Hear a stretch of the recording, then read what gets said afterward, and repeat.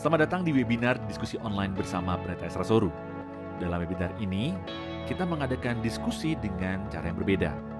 Anda akan diberikan kesempatan untuk bertanya dan mengangkat topik-topik yang ramai dibahas mengenai Kristenan. Berikut adalah cuplikan video dari diskusi-diskusi yang kami lakukan setiap Senin 2 minggu sekali jam 7 malam. Dan bagi Anda yang ingin mendaftar, silakan Anda bisa klik link yang tertulis pada caption.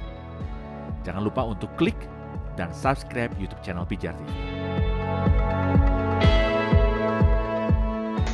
Bapak Pendeta Esra Soru, saya mau bertanya, ada seorang pendeta yang menjelaskan bahwa Tuhan yang Esa itu, maksudnya Esa itu bukan angka 1, tapi suatu kesatuan. Jadi kesatuan yang tidak bisa dipisahkan. Jadi bukan satu gitu. Nah, itu apakah sama dengan penjelasan, maksudnya sama dengan penjelasan Bapak Pendeta? Terima kasih. Ya, jadi saya kan memang tidak sedang menjelaskan secara lengkap soal doktrin dasar Alkitabiah dan doktrin Allah Tritunggal ya. Nah, saya cuma tadi hanya memberikan beberapa saja, tapi sebenarnya memang kalau kita mau bahas soal istilah satu itu ya di dalam bahasa Ibrani yang tadi dari Ulangan 6 ayat 4 ya, saya berikan contoh ya. Coba Ibu lihat ini bahwa dalam bahasa Ibrani ada dua kata yang sama-sama berarti satu atau esa. Yang pertama itu namanya ehad. Ehad itu tuh satu gabung, itu yang kesatuan. A compound one. Nah, contohnya dalam Kejadian 1 ayat 5, dan Allah menamai terang itu siang dan gelap itu malam. Jadilah petang, jadilah pagi, itulah hari satu. Ehad, hari pertama. Berarti di sini ehad atau satu ini itu hasil gabungan petang dan pagi. Petang dan pagi ini baru jadi satu ehad. Kejadian 2 ayat 24. Sebab itu seorang laki-laki akan meninggalkan ayah dan ibunya dan bersatu dengan istrinya sehingga keduanya menjadi satu daging. Ekad. Berarti ehad kesatuan di sini itu hasil gabung laki-laki dan istrinya. Laki-laki gabung istri ini baru menjadi ehad daging.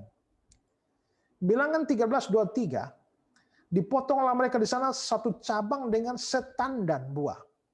Setandan ini semora ehad. Nah, namanya tandan itu setandan buah anggur itu bukan hanya satu buah anggur.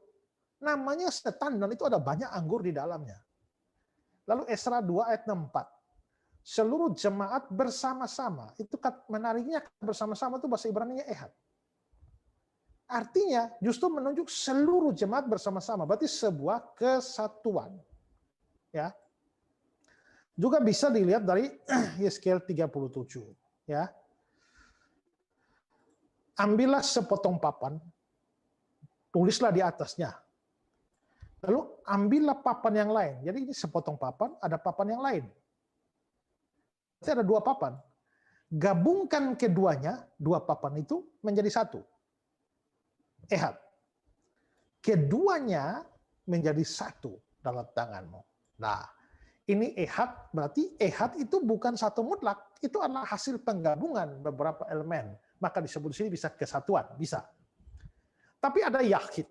Itu an absolute one. Itu satu mutlak. Tunggal. Ambillah anakmu yang tunggal. Itu yahid, bukan ehad.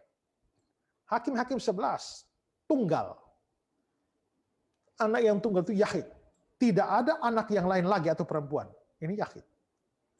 Atau sebatang kara. Sebatang kara itu bahasa Ibrani-nya yahid. Sebatang kara itu tidak ada yang lain lagi. Jadi yahid benar-benar satu mutlak. Kalau ehad itu a compound one. Jadi boleh dibilang ehad itu adalah kesatuan. Nah, kalau kita lihat Ulangan 6 ayat 4, ya, dengarlah orang Israel, Tuhan itu Allah kita, ternyata kata yang Ibrani yang dipakai itu adalah ehad, bukan yahid. ya, bukan Yahid. Karena itu bisa dibilang bahwa memang di dalam Ulangan 6 ayat 4 kita bisa bilang satu di sana, Esa di sana, tapi bukan dalam pengertian Yahid, tapi Ehad.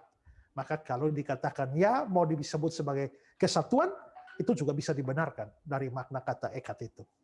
Ya, begitu Ibu.